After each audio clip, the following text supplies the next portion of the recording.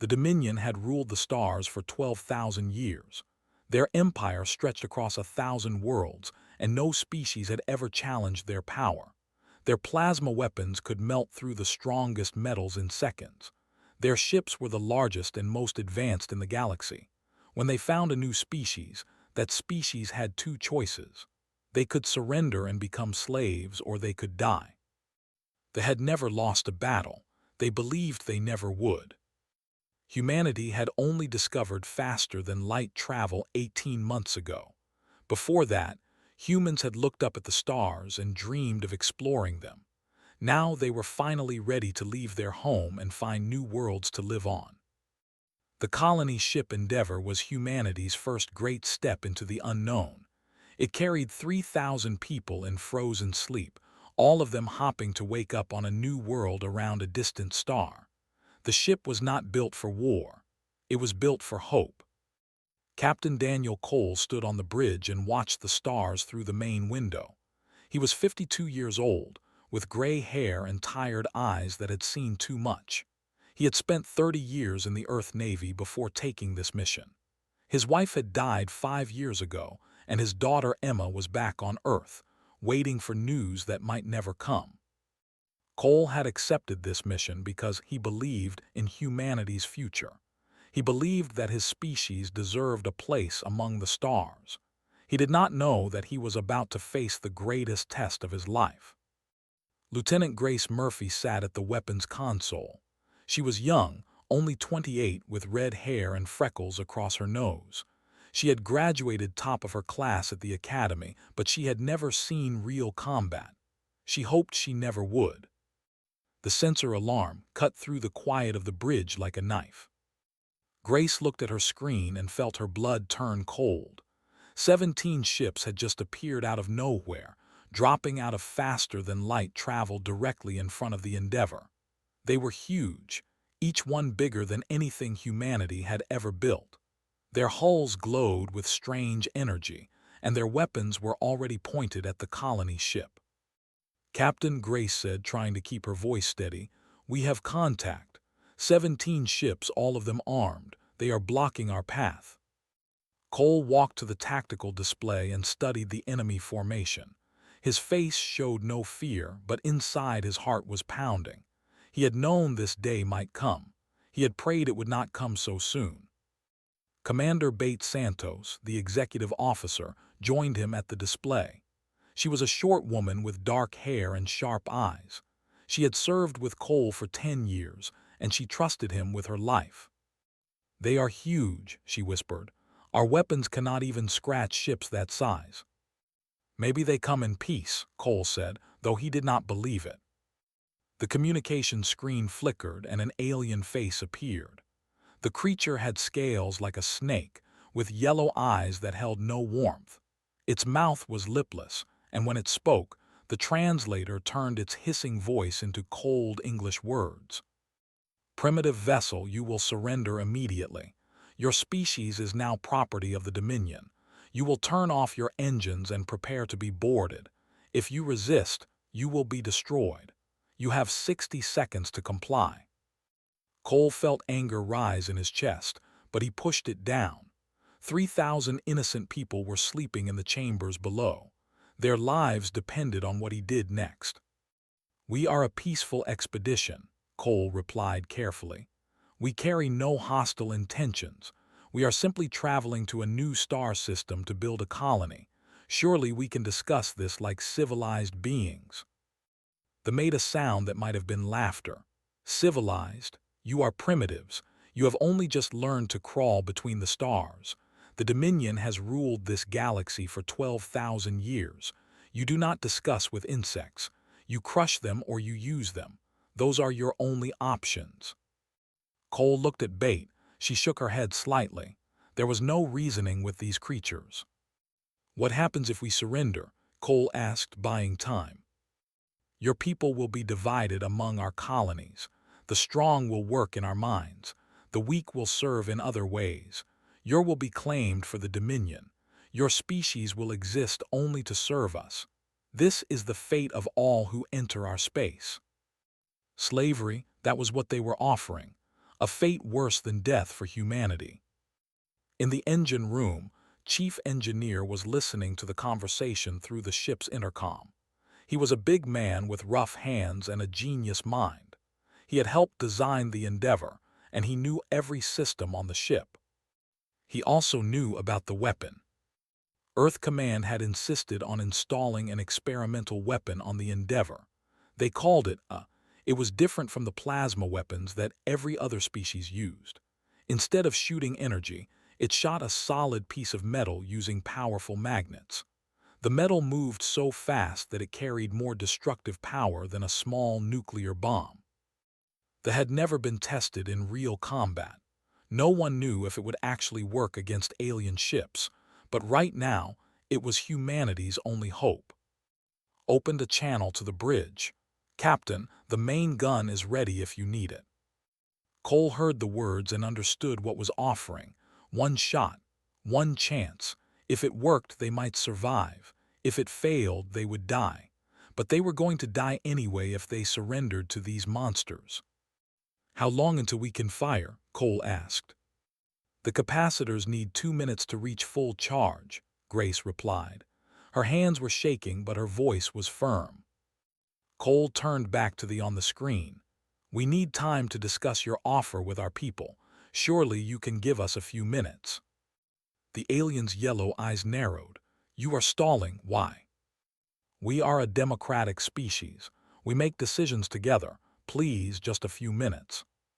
The hissed with impatience. You have 2 minutes. Then we will open fire and take what survivors we can find in the wreckage. The screen went dark. Cole looked around the bridge at his crew. These men and women had trusted him with their lives. Now he had to make the hardest decision any captain could face.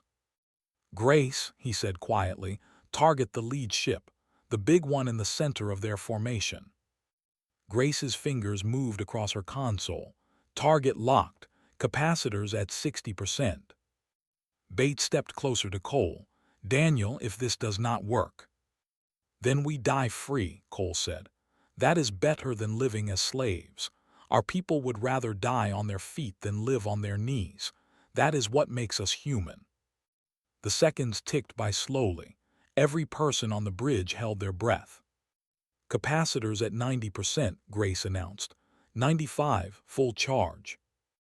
Cole straightened his uniform and faced the main window. Out there, 17 alien warships waited to enslave or destroy his people. Behind him, 3,000 innocent souls slept, unaware that their fate hung by a thread.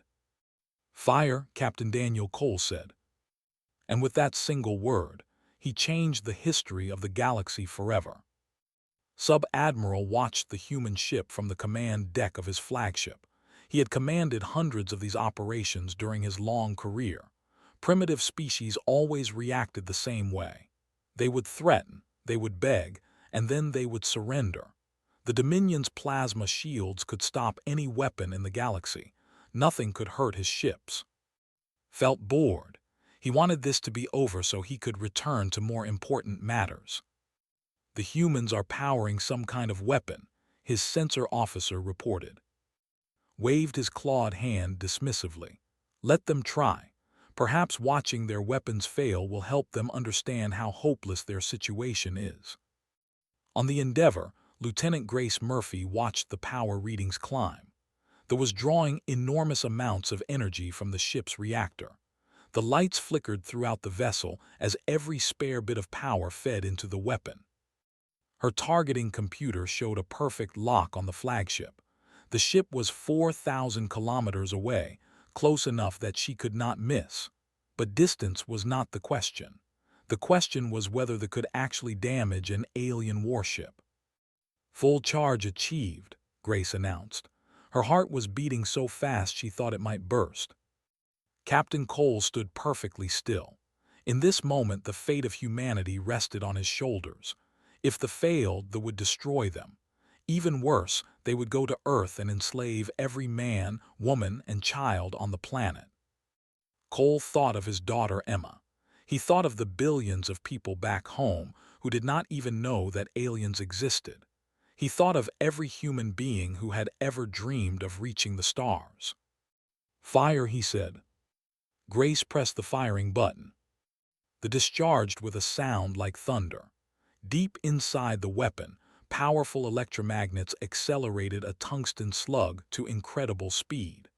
The metal projectile left the barrel moving at 9,000 kilometers per second, nearly 3% of the speed of light. There was no visible beam, no flash of energy. The slug was simply too fast for human eyes to see. One moment it was inside the weapon. The next moment it had crossed the 4,000 kilometers between the ships. The plasma shields were designed to stop energy weapons. They could absorb laser beams, deflect plasma bolts, and neutralize radiation attacks. They had protected ships for thousands of years against every weapon the galaxy had produced. But the shields had never encountered a solid object moving at relativistic speed. The slug hit the shield and passed straight through. The shield flickered once, confused by something it had not been designed to stop. Then the tungsten projectile struck the flagship directly in the middle of the hull. The impact released energy equal to a small nuclear explosion. The flagship did not explode in the traditional sense. Instead, the entire middle section of the ship simply ceased to exist. The kinetic energy vaporized metal, flesh, and bone in a microsecond. The shockwave tore through the rest of the vessel, rupturing fuel lines and power conduits. Secondary explosions ripped the ship apart from the inside. Sub-Admiral died without ever understanding what had killed him. 800 officers and crew died with him. In less than 2 seconds, the pride of the Dominion's 7th Fleet became an expanding cloud of burning debris. The bridge of the Endeavour was completely silent. Grace stared at her screen, unable to believe what she was seeing. The flagship was gone. One shot. One single shot had destroyed a ship 3 times the size of the Endeavour. Commander Bates Santos gripped the railing so hard her knuckles turned white. Did that really just happen? It happened, Cole said quietly. He felt no joy, only relief. They had survived for now. The remaining 16 ships held their positions. Their commanders were frozen with shock. Nothing like this had ever happened in the history of their species. Ships did not get destroyed by primitive weapons. It was simply not possible. Yet they had all witnessed it. Captain of the destroyer Vengeance opened an emergency channel to the other ships. His voice shook as he spoke. What was that weapon? Our shields should have stopped anything.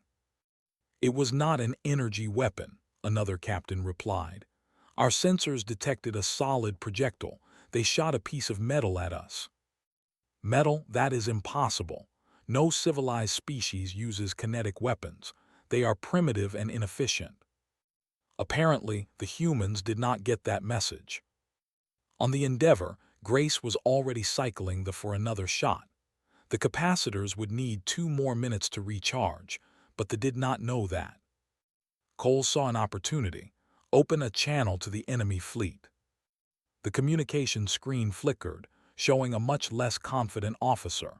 The alien scales had turned pale, a sign of fear in their species. This is Captain Cole of the Earth vessel Endeavour. We have demonstrated that we are capable of defending ourselves. We have no desire for more death. Allow us to pass peacefully, and we will not fire again. The captain hissed with anger, but his fear was stronger. You have committed an act of war against the Dominion. There will be consequences. Perhaps, Cole replied, but those consequences will not happen today. You have seen what our weapon can do. Do you want to test it again? Silence filled the channel. The commanders were talking among themselves, trying to decide what to do. Their orders were to capture or destroy the human ship, but their orders had not anticipated losing their flagship in a single shot. Finally, one by one, the ships began to turn away. Their engines glowed as they prepared to jump into faster-than-light travel. This is not over, human, the captain warned. The Dominion will remember this insult. Your species has made a powerful enemy today. "We did not start this fight," Cole replied, "but we will finish any fight that comes to us. Remember that." The ships vanished into hyperspace, leaving the Endeavor alone among the stars. The bridge erupted in cheers. Officers hugged each other, some crying with relief. Grace put her head down on her console and sobbed, releasing all the terror she had been holding inside. Cole allowed himself a small smile, but he knew this was only the beginning. They would return with more ships and bigger weapons. Humanity had won a battle, but the war was just starting. He walked to the communication station and opened a channel to Earth. The message would take time to arrive, but the people back home needed to know what had happened. "This is Captain Daniel Cole of the colony ship Endeavor. We have made first contact with an alien species called the. They are hostile and intended to enslave us. We have defended ourselves using the experimental weapon. One shot destroyed their flagship. The remaining enemy ships have retreated."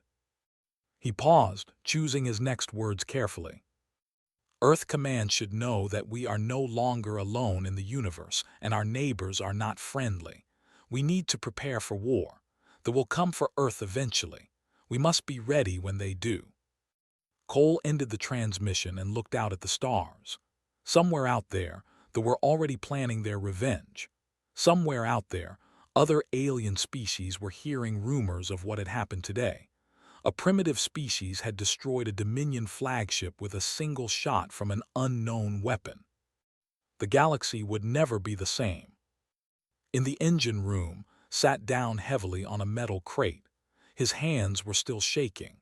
The had worked better than anyone had hoped, but he knew that one weapon would not be enough to protect humanity from what was coming. They needed more ships, more everything. The survival of the human race depended on it. News traveled fast among the stars. They tried to hide what had happened but too many of their own officers had seen the impossible. Within 6 months, every major power in the galaxy knew the story. A primitive species from an unknown planet had destroyed a Dominion flagship with a single shot. The weapon had passed through plasma shields like they were not even there. The galaxy had not been this shocked in thousands of years. The Galactic Council was the closest thing the galaxy had to a government. Representatives from the 7 greatest powers met on a space station above the neutral world of Nexus Prime. They discussed trade, borders, and the occasional war. For 300 years, the Council had not met in full session. There had been no need. The balance of power had been stable. Now everything was changing. Ambassador Brooks had been a diplomat for 25 years. She had negotiated treaties, ended conflicts, and represented Earth at the highest levels of government. But nothing in her career had prepared her for this moment. She stood at a podium in the center of the council chamber, surrounded by hundreds of alien species. Some had scales, some had fur, some had no bodies at all and existed as clouds of glowing gas. All of them were staring at her. Took a deep breath and began to speak. "Distinguished representatives, humanity comes before this council not as conquerors, but as newcomers seeking our place among the stars. The incident was an act of self-defense. The fleet threatened to enslave our people. We responded in the only way we could." The ambassador rose from his seat. High Advocate was a large specimen of his species, with dark green scales and cold yellow eyes. His voice dripped with anger.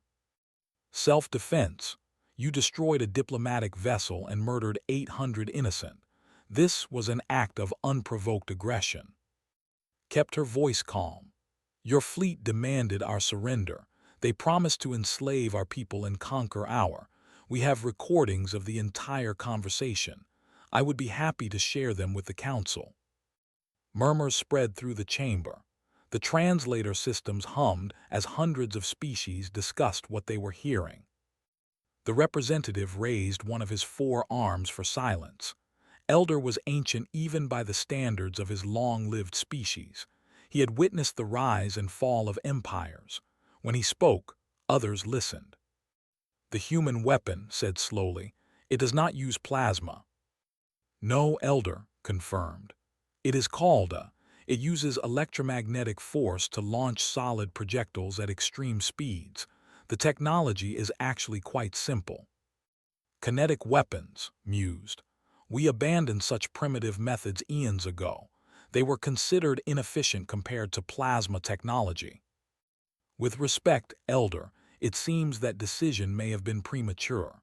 Our simple weapon destroyed a ship that plasma weapons could not have scratched. The chamber erupted in noise. Some species shouted in anger. Others demanded to know more about the called for immediate punishment of Earth. A race of six-limbed traders began calculating how much profit they could make from this new technology. On Earth, humanity was preparing for war. Admiral Brooks had been put in charge of the new military program. He was a tall man with silver hair and eyes that had seen too many battles. He had hoped to retire peacefully, but the universe had other plans. Every nation on Earth had put aside their differences to work together. Old enemies became allies. Resources that had been wasted on petty conflicts were now directed toward building a fleet that could protect the planet. The first true warship was called the USS Defiance. She was twice the size of the Endeavour, with a hull made of the strongest metals humanity could produce. She carried not one, but 12, along with smaller weapons for close-range fighting. Captain Hall took command of the Defiance. He was 40 years old, with dark skin and a quiet confidence that inspired trust. His executive officer was Commander Park, one of the engineers who had helped design the. "It is beautiful," said as they watched Earth grow smaller through the observation window. Nodded, "Let us hope we never have to use her weapons." But even as he spoke, intelligence reports were arriving from across the galaxy. The Dominion was gathering its forces. They had been humiliated by primitives, and their pride demanded revenge. A fleet of over 200 ships was being assembled. It was the largest military force the Dominion had deployed in 5,000 years. They were coming for Earth. The news reached the Galactic Council just as the session was ending. Ambassador Brooks received the report on her personal device and felt her stomach drop. "What is wrong?" Elder asked, noticing her reaction. The said quietly, "They are sending a fleet to Earth, over 200 warships." The chamber fell silent. Everyone knew what that meant. Earth had 43 ships. Even with the humans could not possibly defeat such a force. High Advocate smiled, showing rows of sharp teeth. "It seems justice will be done after all. The Dominion does not forgive insults. Your species will learn this lesson the hard way." Elder studied the human ambassador with his strange, multifaceted eyes. He had lived for thousands of years. He had seen countless species rise and fall. Most of them had been forgotten by history. But there was something different about these humans. Something in the way they refused to accept defeat. Something in the way they had taken primitive technology and used it to challenge the greatest power in the galaxy. "What will your people do?" asked. Stood tall despite the fear in her heart. "We will fight. We will defend our home with everything we have, and if we fall, we will make sure to remember the price they paid." "You cannot win," sneered. "Your species will be wiped from the galaxy."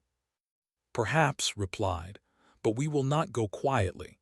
Humanity does not know how to surrender. It is simply not in our nature." She looked around the chamber at the hundreds of alien faces watching her. "Today you see us as primitives, as newcomers who do not know our place.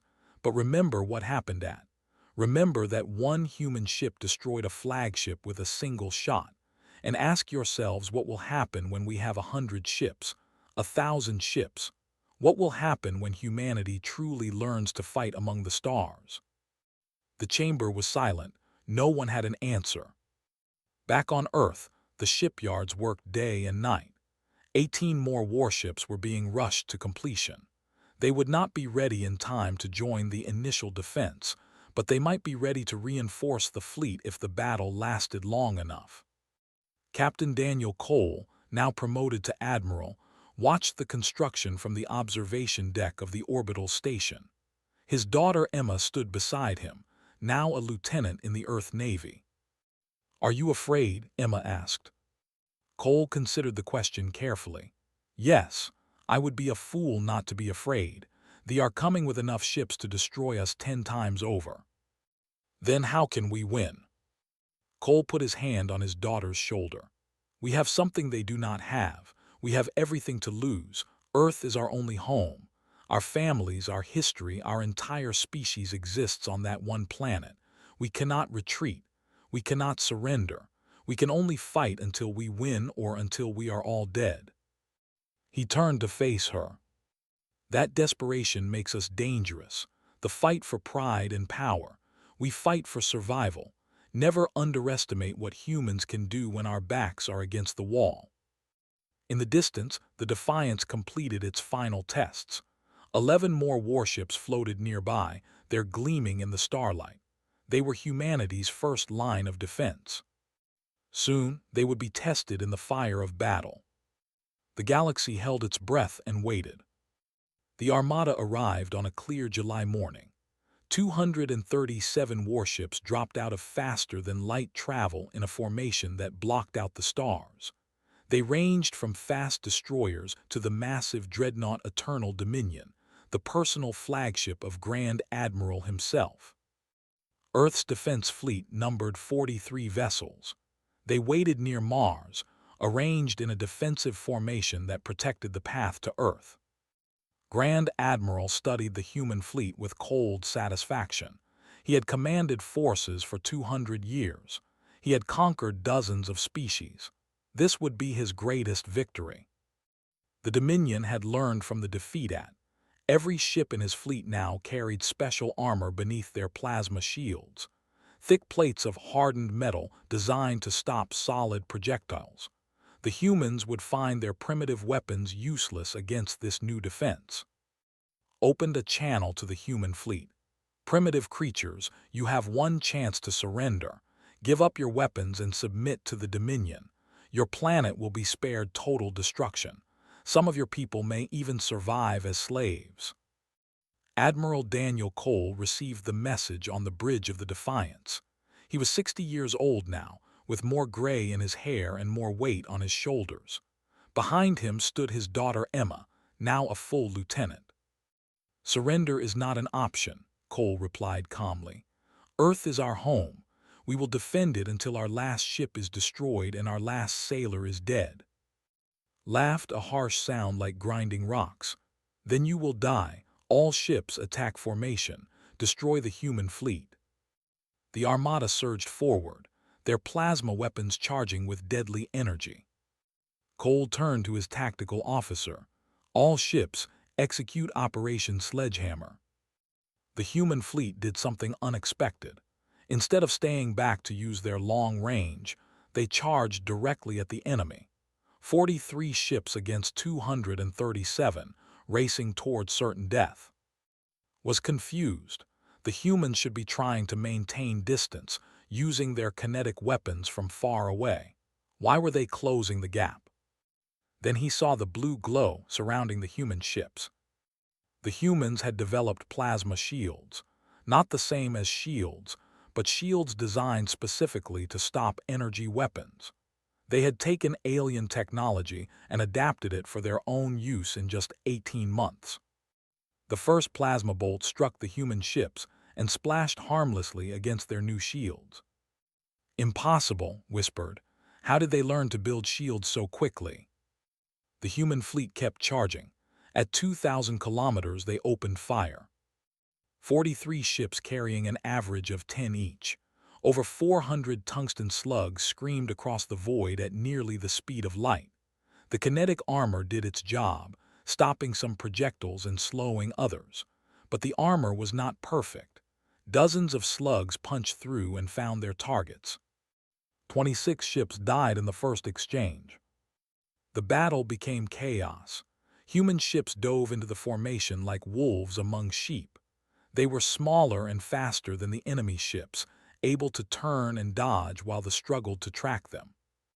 Captain Hall on the Defiance led the charge. His ship took hit after hit, the plasma shields straining under the assault, but the shields held and his kept firing. "Target that cruiser on the left," ordered. "Fire everything we have." 8 slugs struck the cruiser in rapid succession. The first 2 were stopped by the kinetic armor. The third and fourth weakened the plating. The 5th through 8th tore through the hull and destroyed the ship from the inside. Across the battlefield, similar scenes played out. Human ships danced through enemy fire, their harvesting death with every shot. But the numbers were simply too great.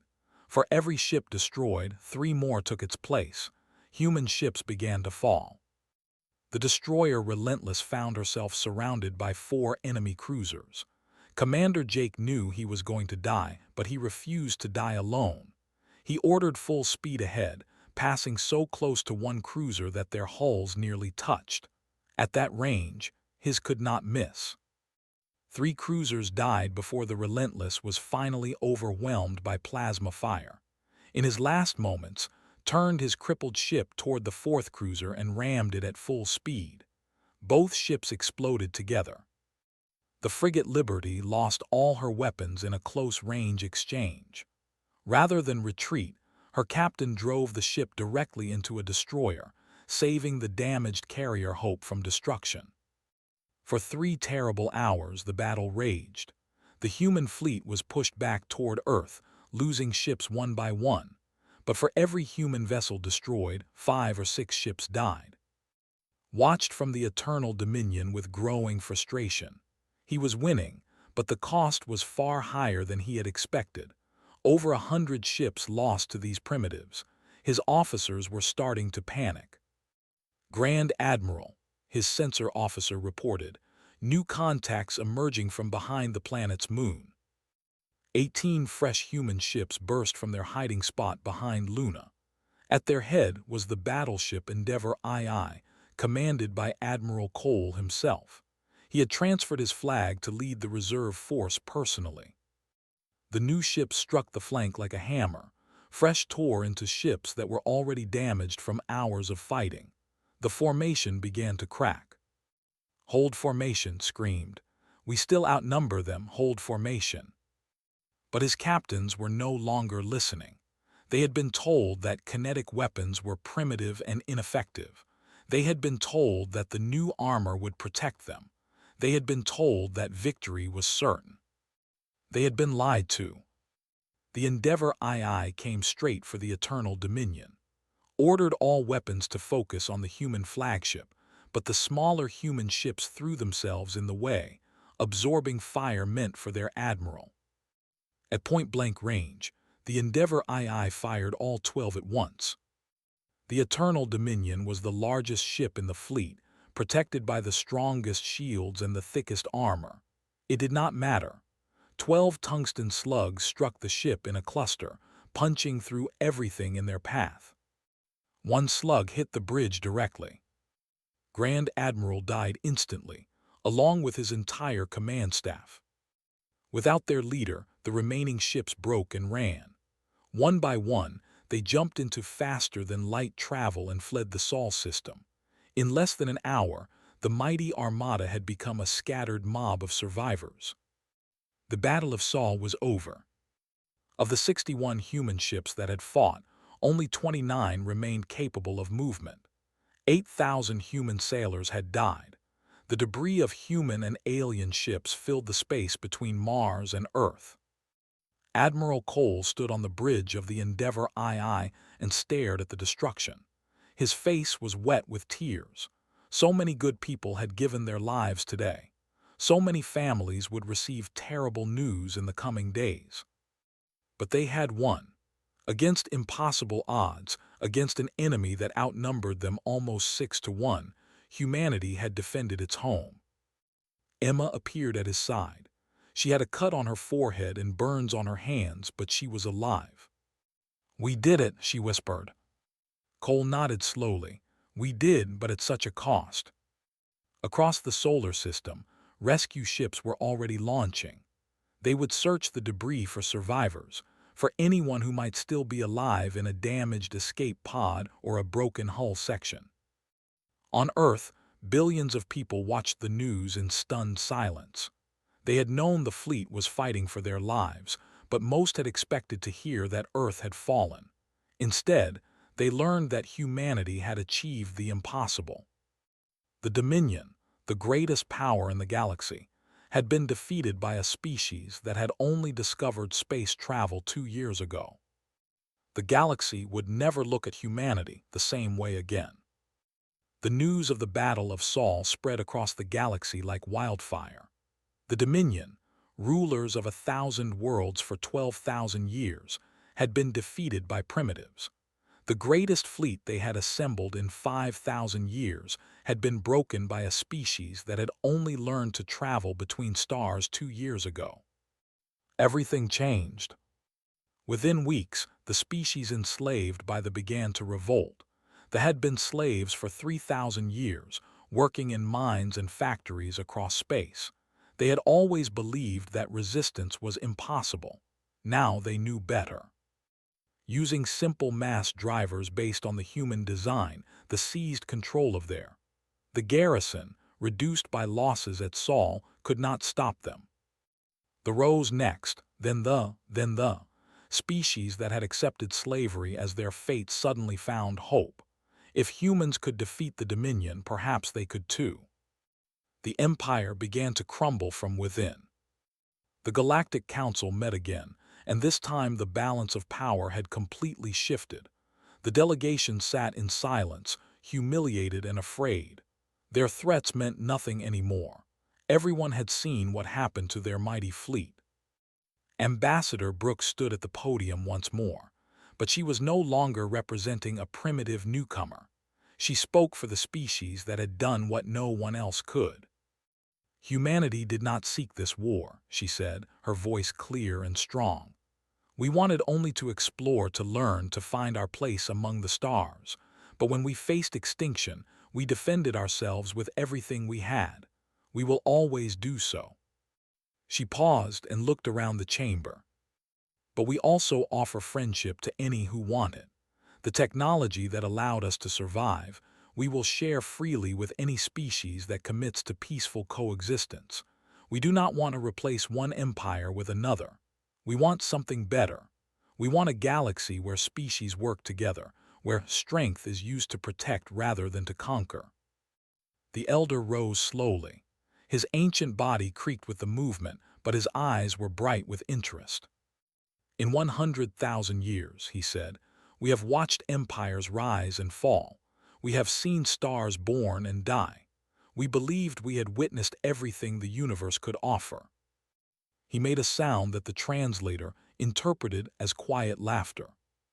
We were wrong. You humans are something new, something we have not seen before. You took primitive technology and used it to shake the foundations of galactic power. You fought an enemy that should have destroyed you, and you won.